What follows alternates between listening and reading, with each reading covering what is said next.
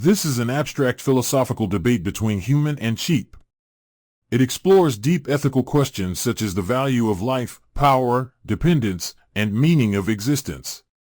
The debate is structured into sections, and each part has been evaluated by three independent AI, ChatGPT, DeepSeek, and Perplexity based on the following criteria: logical consistency, ethical depth, philosophical originality, clarity of argument, emotional impact, moral responsibility, persuasive power, fairness to the opposing side, existential depth, symbolic strength.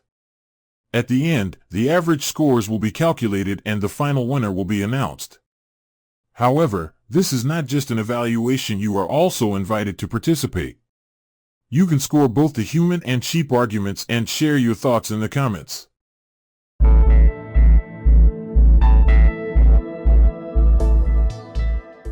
Tonight, we bring together two beings whose relationship has existed for thousands of years, a human and a sheep. This debate is not about dominance or domestication alone. It asks a deeper question: is value defined by control and consciousness or by innocence and existence? The human claims that awareness, culture, and progress give life higher meaning and authority. The sheep questions whether power and intelligence justify ownership over another living being. Let us begin.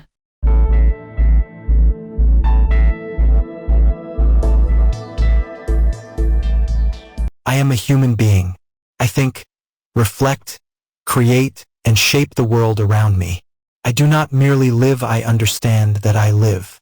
I build societies, develop ethics, and form relationships that go beyond instinct. Sheep have been part of human life for centuries. We protect them, feed them, and breed them. In return, they provide us with wool, milk, and meat. This relationship is not meaningless. It is structured, purposeful, and part of human survival and civilization. Through awareness, humans assign roles and responsibilities. We do not act randomly. Even when we use animals, we often try to do so with systems, rules, and care. So I argue this: human awareness gives us not only power, but also the right to organize life in ways that sustain and advance existence.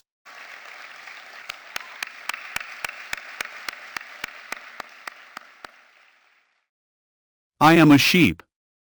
I do not write laws or build cities, but I live. I feel hunger, fear, comfort, and connection. I recognize my flock. I respond to care and to danger. You say you protect me.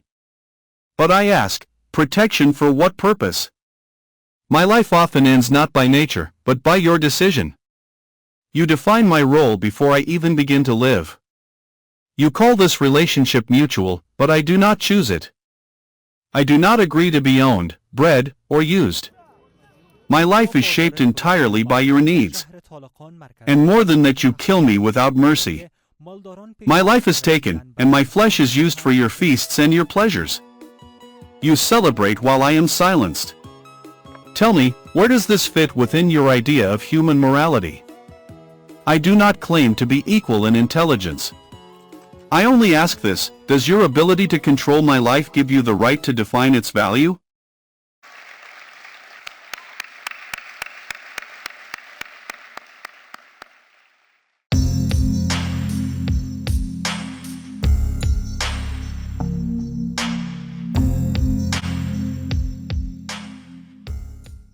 In this first round, we examine the question of meaning and purpose. The human argues that meaning is created through structure, intention, and participation in a larger system. The sheep challenges this view by asking whether a purpose imposed from outside can truly belong to the life that carries it.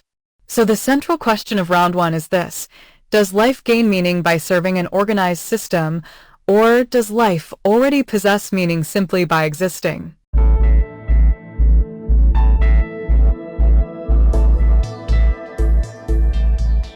Meaning is not random, it is created. Humans give purpose to life through understanding and intention. Without structure, existence becomes directionless. Sheep in the wild face constant danger, starvation, and harsh conditions. Under human care, they are protected, fed, and sustained. Their lives are integrated into a larger system that supports both species.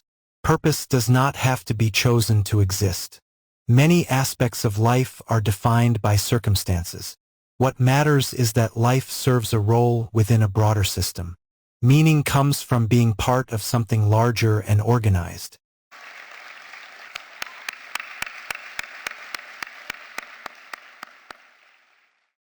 You confuse imposed purpose with meaningful existence.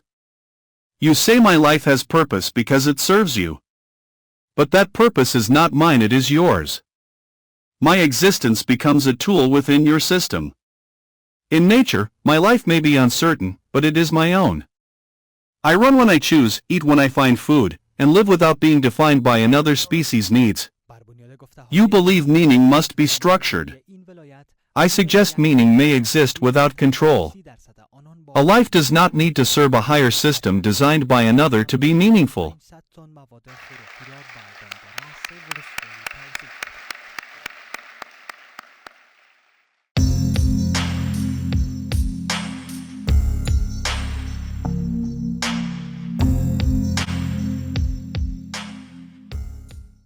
In round 2, the debate turns to intelligence and authority. The human claims that intelligence creates the ability to plan, protect, organize, and therefore lead. The sheep questions whether intelligence alone can justify control, especially when that control is exercised without consent. The key question of this round is, does greater intelligence create moral authority, or does it create greater responsibility without granting the right to dominate?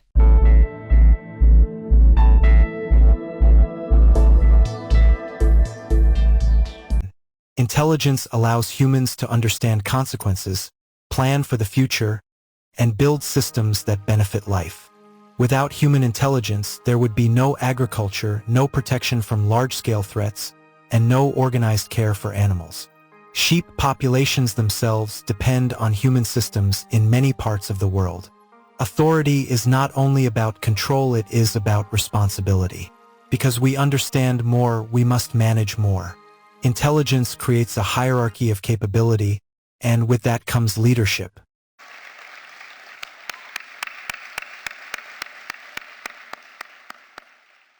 Leadership without consent is not leadership, it is control. You say your intelligence allows you to manage life. But who decided that life needs your management? You may protect me from predators, but you also become the one who decides when I live and when I die. Your intelligence does not remove harm, it changes who controls it. If intelligence justifies authority, then any more intelligent being would have the right to control you. Would you accept that?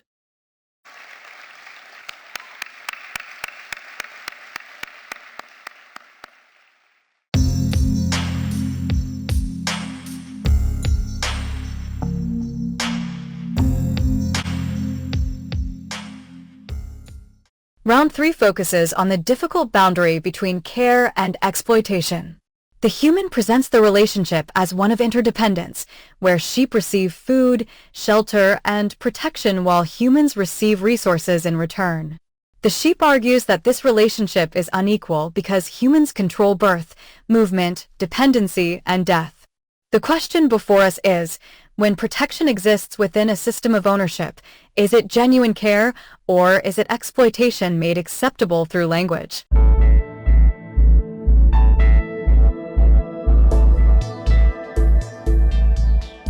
The relationship is complex, but not purely exploitative.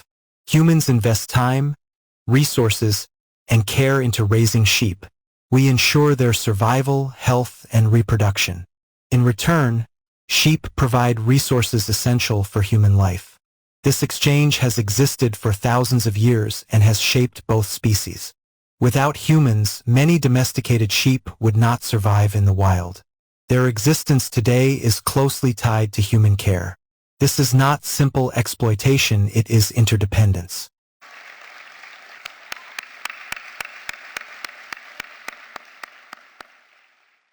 Interdependence requires balance. This relationship is not balanced. You control my birth, my movement, and my death. I do not gain freedom in exchange for your care. I gain survival within a system that limits my existence. You say I would not survive without you. But that is because you shaped me to depend on you. Dependency created by control does not justify the control itself. Care that ends in ownership is not pure care. It is conditional.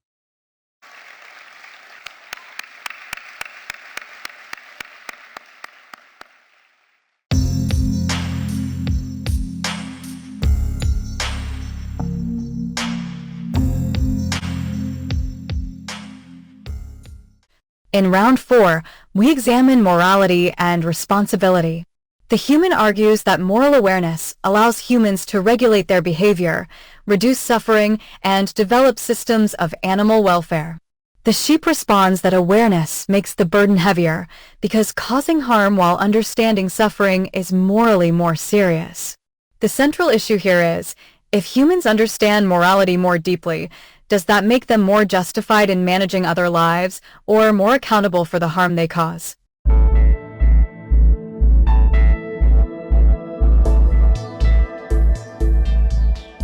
Humans carry greater responsibility because we understand suffering, ethics, and consequences.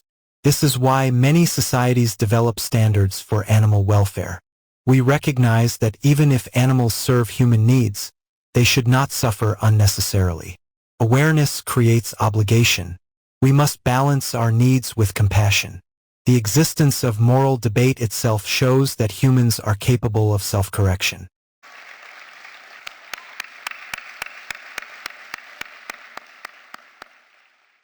If you understand suffering and still cause it, your responsibility becomes heavier. You create systems of care, but also systems of mass harm. You speak of compassion, yet often prioritize efficiency and profit over life. You say you are capable of self-correction. But awareness without consistent action does not remove harm, it only explains it. I do not claim morality. But I also do not justify harm through complex reasoning.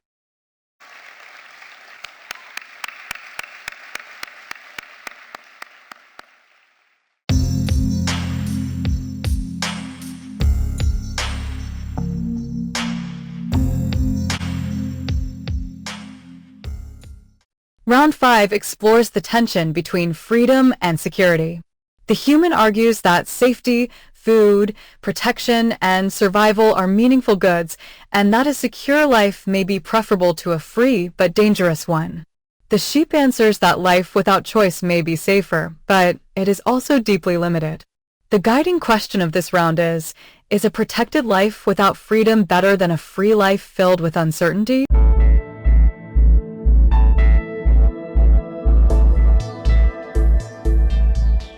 Security has value. A life protected from hunger, disease, and constant danger can be seen as a better life. Freedom without survival is meaningless. If a being cannot live long enough to experience life, what value does freedom hold? Humans often choose security over uncertainty. It is not unreasonable to apply similar logic to animals.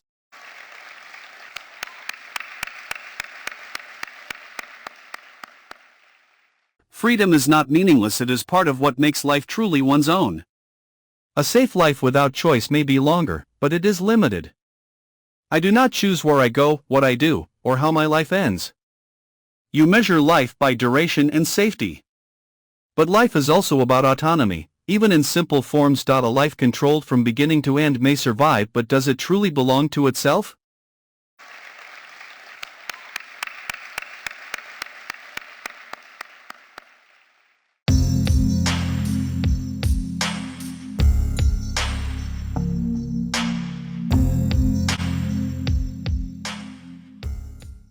In round 6, the debate addresses the value of life itself.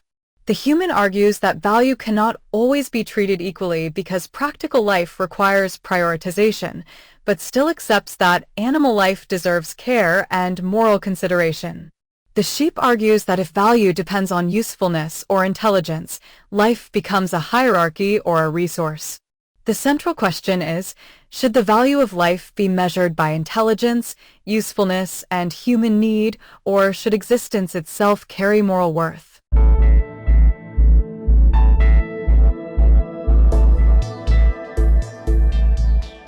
Value cannot be equal in all forms, because humans must make decisions.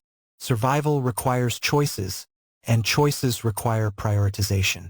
However, value should not be reduced to usefulness alone. Even animals that serve human needs deserve consideration and care. Human life may carry greater weight in decision-making, but that does not mean other lives are without worth.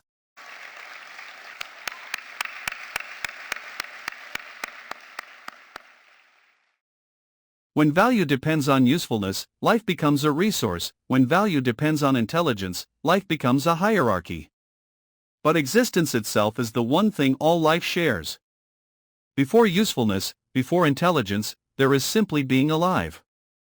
I do not ask for equal treatment. I ask for recognition that my life is not just to function within yours.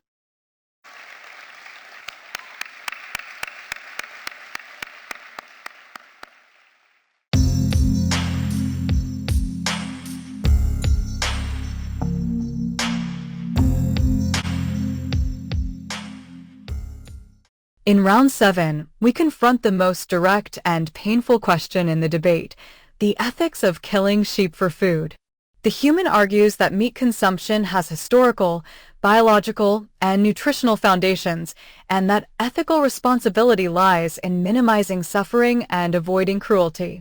The sheep challenges this by insisting that a managed death is still a death imposed from outside, without consent.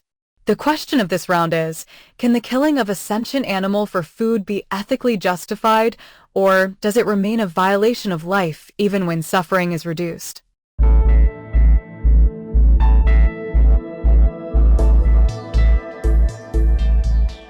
Killing animals for food is not done lightly or without reason. Humans are biologically omnivores, and meat has historically been a critical source of nutrition. Even today, it provides essential nutrients that many societies rely on. Sheep are raised within systems where their life is protected, managed, and sustained. In return, they provide food that supports human survival. This is not cruelty, but a structured cycle of life where resources are shared and used responsibly. Ethics does not require the absence of killing. It requires minimizing suffering and ensuring necessity. When done responsibly, meat consumption is part of a natural and sustainable balance between species.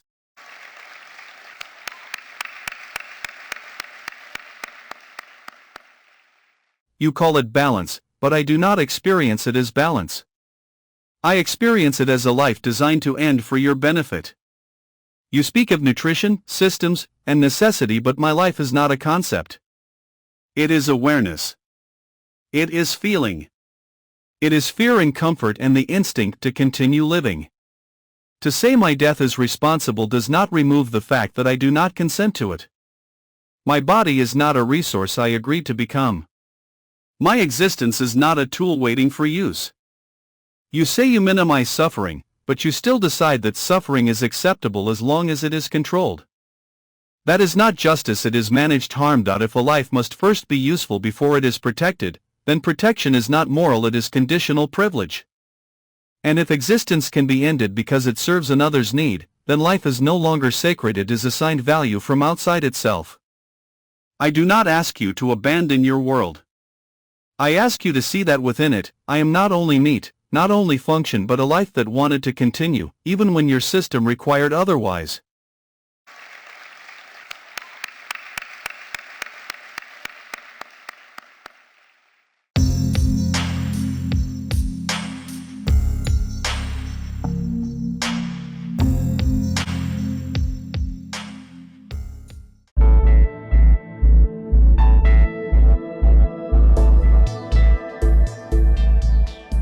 This debate shows that human power must be guided by reflection. Intelligence gives us the ability to shape the world, but also the responsibility to question how we do so. I still believe humans hold a unique position because of awareness and capability. But that position should lead to care, not arrogance. If we define value, we must do so with humility.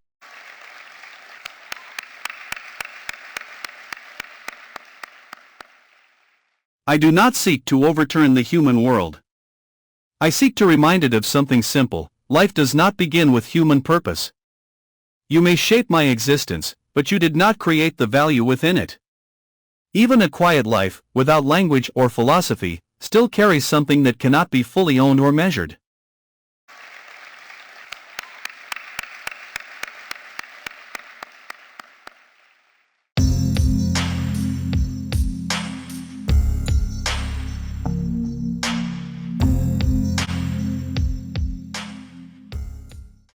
Tonight, the human defended awareness, structure, and responsibility. The sheep defended autonomy, existence, and the limits of imposed purpose. Perhaps the answer is not found in choosing one side, but in recognizing a tension that cannot be easily resolved. The human can define systems. The sheep reminds us that not everything should be defined. And so we are left with one final question: does caring for life justify controlling it, or does true respect begin where control ends?